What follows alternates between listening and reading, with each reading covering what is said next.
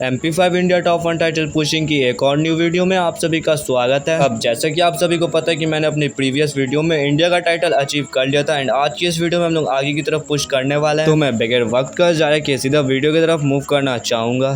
चलो भाई देखो अपने क्या करते हैं।